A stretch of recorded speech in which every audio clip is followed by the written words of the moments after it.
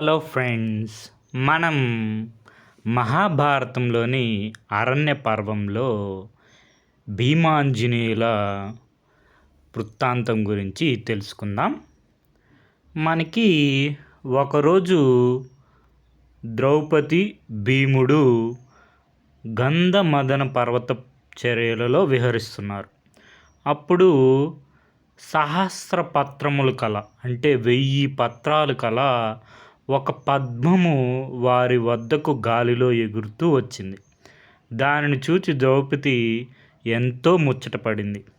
అలాంటి పుష్పాలు ఇంకా ఉంటే తెచ్చిపెట్టమని భీముని కోరింది. అలాంటి సౌగంధిక పుష్పముల కొరకు భీముడు బయలుదేరాడు. అలా వెళ్తూ వెళ్తూ భీముడు సింహనాదం చేశాడు. తన శంఖాన్ని పూరించాడు. భీముని యొక్క శంఖం పేరు పౌండ్రము. ఏం పేరు? పౌండ్రము. ఈ శబ్దాలను అక్కడే ఒక గుహలో ఉన్న హనుమంతుడు వారు విన్నారు. ఆ వచ్చినది తన సోదరుడు భీముడు అని తలచాడు. గుహలో నుండి బయటకు వచ్చాడు. పక్కనే ఉన్న చెట్లను పెకలించి దారికి అడ్డంగా వేశాడు. దారికి అడ్డం పడుకున్నాడు. తన తోకను విలాసంగా ఆడిస్తున్నాడు. భీముడు అక్కడికి వచ్చాడు. హనుమంతుల వారిని చూశారు. గట్టిగా సింహనాదం చేశాడు. ఆ శబ్దానికి హనుమంతుల వారు కళ్ళు తెరిచారు. ఎవరయ్యా నువ్వు? పెద్దవాడిని, ముసలివాడిని, అలసిపోయి పడుకొని ఉంటే అలా ఎందుకు అరిచావు? కావాలంటే ఈ అడవిలో ఉన్న ఫలాలు తిని వెళ్ళు, కానీ అలా అరవకు అన్నాడు హనుమంతుల వారు. దానికి భీముడు, నేను పాండురాజు పుత్రుడును, ధర్మజుని తమ్ముడిని, భీమసేనుడు నా నామధేయము. నేను ఒక పని మీద వెళ్తున్నాను, నాకు దారి వదులు అని అన్నాడు.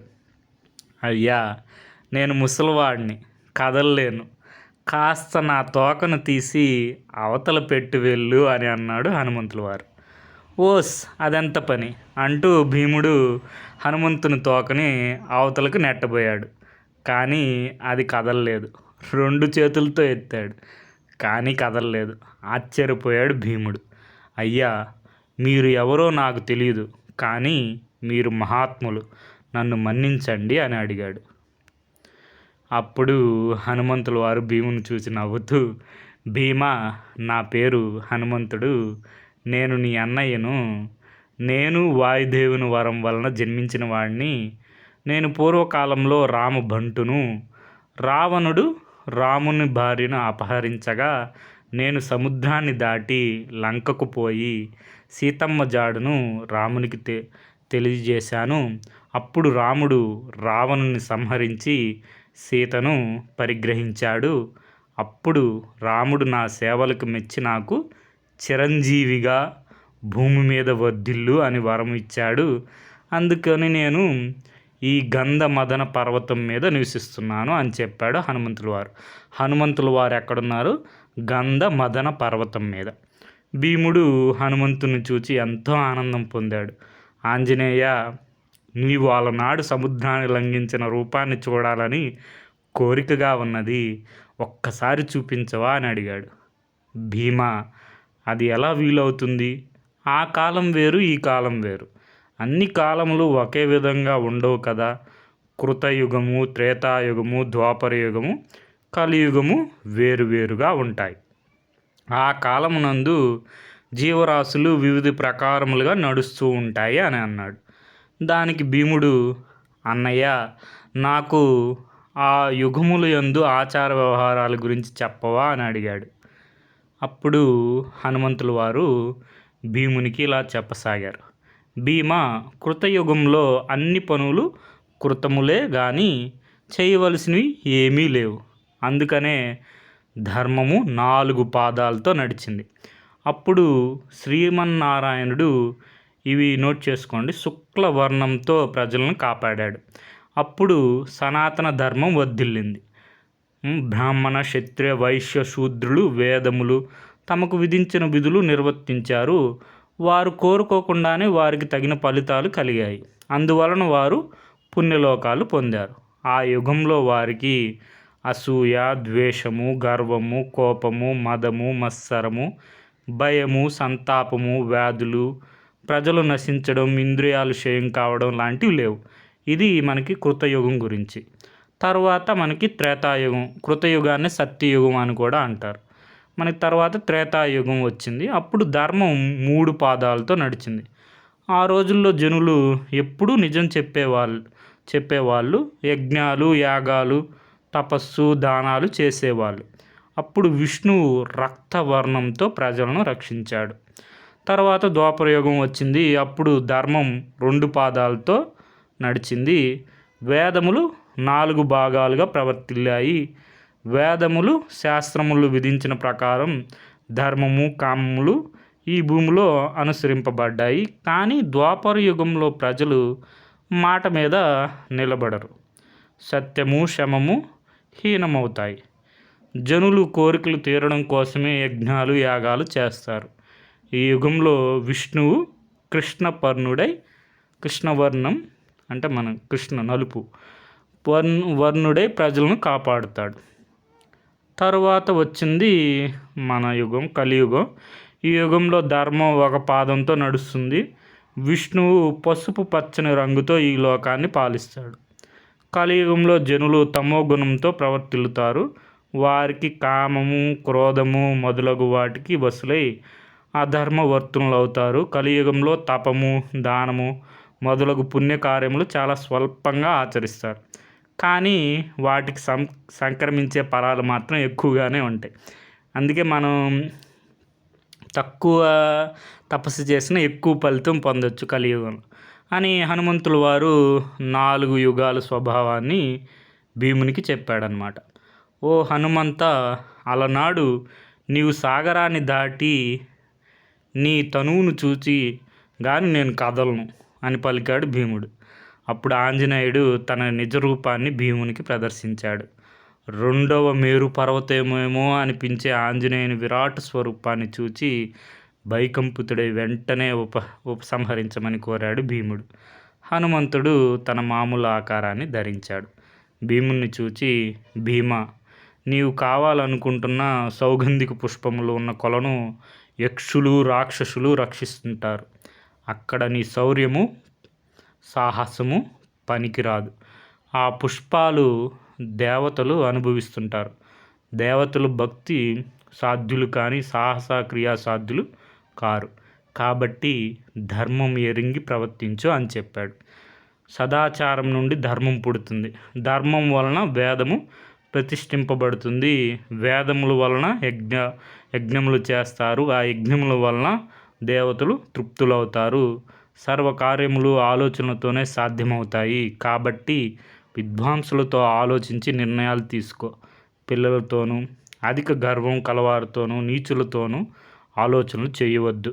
నిన్ను చూచినా నాకు చాలా సంతోషంగా ఉంది. నీకేం కావాలో చెప్పు. భీమా, నీకు నీ వారికి కీడు చేసిన ధృతరాష్ట్రుని, కౌరవుల్ని నేను ఒక్కనే సంహరించి హస్తినాపురం నేలమట్టం చేస్తాను, చేయమంటావా అని అన్నాడు హనుమంతుడు. దానికి భీముడు, అమిత బలవంతుడైన నీకు ఆ పని ఒక పెద్ద పని కాదు, కానీ మేమే ఆ పని చేయగలము అని వినయంగా అన్నాడు. దానికి హనుమంతుడు, భీమా, అయితే యుద్ధంలో నన్ను తలుచుకో. నేను అర్జును రథం మీద ఉన్న ధ్వజం మీద అధిరోహించి మీ బలపరాక్రమను కనురారా చూస్తాను అన్నాడు. అందుకే మనకి అర్జును యొక్క రథంలో కపిధ్వజం ఉంటుంది. అక్కడ ఆంజనేయ స్వామి వారు ఉంటారు. మనకి శ్రీకృష్ణుడు రథసారథిగా ఉంటారు. అర్జునుడు రథంలో ఉంటారు. పైన మనకి కపిధ్వజంలో హనుమంతుల వారు ఉంటారు. తరువాత హనుమంతుడు భీమునికి సౌగంధిక సరోవరానికి మార్గం చూపి వెళ్ళిపోయాడు. హనుమంతుడు చూపిన మార్గంలో ప్రయాణించి భీముడు కుబేరుని వనంలో సౌగంధిక పుష్పాలున్న తోటను చూచాడు. భీమును చూచి వనరక్షకులైన రాక్షసులను అతన్ని అడ్డగించారు. అయ్యా, ఇది కుబేరుని తోట, ఇందులోనికి ఎవ్వరూ పోకూడదు. కుబేరుడు ఈ వనంలో విహరిస్తున్నాడు, ఇక్కడ ఉండడం ప్రమాదం అని హెచ్చరించారు. అంతటా భీముడు వారిని చూచి, నేను పాండురాజు పుత్రుడును, నా పేరు భీమసేనుడు. నా భార్య ద్రౌపది ఆ పుష్పములు కావాలని కోరింది. వీటిని తీసుకొని పోవడానికి వచ్చాను. వీటిని తీసుకొని వెళ్తాను అని చెప్పాడు. అయ్యా, నీవు ధర్మరాజు సోదరునివి. ధర్మం ప్రకారం నడుచుకో. నీవు కుబేరునికి ఈ విషయం తెలిపి ఆయన అనుమతితో ఈ పుష్పములు తీసుకొని పొమ్ము అని పలికారు. ఆ కొలను మొదట కుబేరుడు సంపాదించాడా? ఇవి ప్రకృతి సిద్ధమైనవి, ఎవ్వరికీ చెందినవి కావు. నేను క్షత్రియుడును, ఎవ్వరిని యాచించను. నా భుజబలంతో తీసుకొని వెళ్తాను. నేను మిమ్ము మీ కుబేరును ప్రార్థించి ఆ పుష్పములు తీసుకొని వెళ్ళాలా? అసంభవం అంటూ భీముడు ఆ కొలంలో ప్రవేశించి పుష్పములు కోసుకొని పోతున్నాడు. అప్పుడు వనరక్షకులు భీమునితో యుద్ధానికి దిగారు. భీముడు సునాయాసంగా ఆ రాక్షసులను యక్షులను జయించాడు. వారు పోయి ఈ విషయం కుబేరునికి చెప్పారు. భీముని పరాక్రమం విని కుబేరుడు ఏం చేయకుండా పోనీలే అని ఉపేక్షించాడు. భీముడు సౌగంధిక పుష్పాలు తీసుకొని వచ్చుచుండగా ఇంతలో భీమును వెతుక్కొనుచు నకుల సహదేవులు ద్రౌపది సమేతుడై ధర్మరాజు ఆ కొలను వద్దకు వచ్చాడు. భీముడు సౌగంధిక పుష్పాలను ద్రౌపదికి ఇచ్చాడనమాట. ఇది మనకి మహాభారతం అరణ్య పర్వంలో తృతీయ ఆశ్వాసంలో ఉంటుందన్నమాట. మనకి మూలం వచ్చి మహాభారతం. తెలుగు అనుసరణ కవిత్రయం పాదరేణువు మొదలి వెంకట సుబ్రహ్మణ్యం గారు. మనకి ఇది చెప్పాం కదా, శ్రీరాములు వారు వరం ఇస్తారనమాట మన ఆంజనేయ స్వామికి. నరుల చేత దేవతల చేత నా కీర్తి అంటే శ్రీరాముని కీర్తి ఎంతకాలం శ్లాఘించబడుతుందో అంతకాలం నువ్వు చిరంజీవివై భూమి మీద వర్ధిల్లు అని శ్రీరామచంద్ర ప్రభువు నాకు వరాన్ని, ఆంజనేయ స్వామికి వరాన్ని అనుగ్రహించారు. తాను శ్రీరాములు వారు 11,000 ఏళ్ళు భూమిని పరిపాలించి స్వర్గాన్ని అలంకరించారనమాట. మనకి వీటిలన్నిటిని నోట్ చేసుకోండి.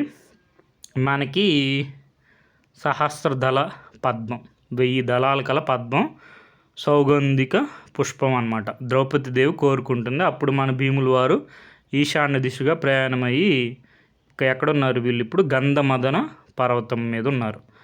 అక్కడ మనకి సహస్రదళ శోభతో సువాసనతో సౌగంధికాలు కనిపిస్తున్నాయి. భీముడు శంఖనాదం చేస్తారు. పౌండ్ర శంఖం ఊతే అప్పుడు హనుమంతుల వారు వస్తారు. హనుమంతుల వారు మనకి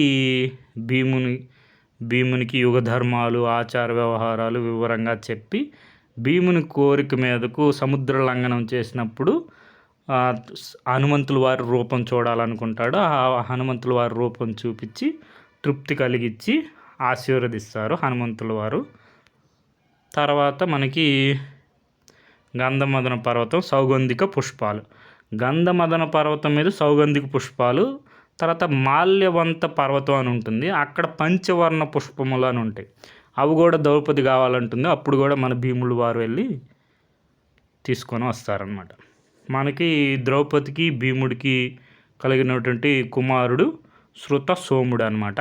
మనకి అరణ్యవాసం, కామ్యకవనం, అజ్ఞాతవాసం విరాటును రాజ్యంలో గడుపుతారు. కామ్యకవనం, ద్వేతవనం వాటిలో. తర్వాత మనకి భీముని గర్వభంగం అంటే మన హనుమంతుల వారితో తోకని ఎత్తమంటారు, ఎత్తలేకపోతారు కదా అది. తర్వాత మనకి భీముని యొక్క ఇతర పేర్లు వృకోదర, మహితాత్మజ, మారుతి, వాయుపుత్ర. ఈ మారుతి, వాయుపుత్ర హనుమంతుల వారికి కూడా ఉంటుంది, భీమునికి కూడా ఉంటాయి. ఎందుకంటే ఇద్దరు సోదరులు కాబట్టి. అచ్యుతానుజ, అనిలాత్మజ. మనకి భీముని శంఖం పేరు పౌండ్రం అనమాట, పౌండ్ర శంఖం. సో మనకి వృకోదర అంటే మనకి చాలా ఎక్కువ, మనకి ఆకలికి బాగా ప్రసిద్ధి కదా, ఎంత తిన్నా కూడా అరిగిపోతుంది అనమాట భీముల వారికి. మనం చూసాం కదా ఏకచక్రాపురంలో కూడా వాళ్ళందరూ భిక్షాటన చేసిన తర్వాత 2 భాగాలు చేస్తారు. మొత్తాన్ని 2 భాగాలు చేస్తే ఒక భాగం, దాంట్లో ఒక భాగం మన భీముల వారికి ఇస్తారు, మిగిలిన భాగం మిగిలిన వారు తింటారనమాట. సో అది okay friends, thank you for watching.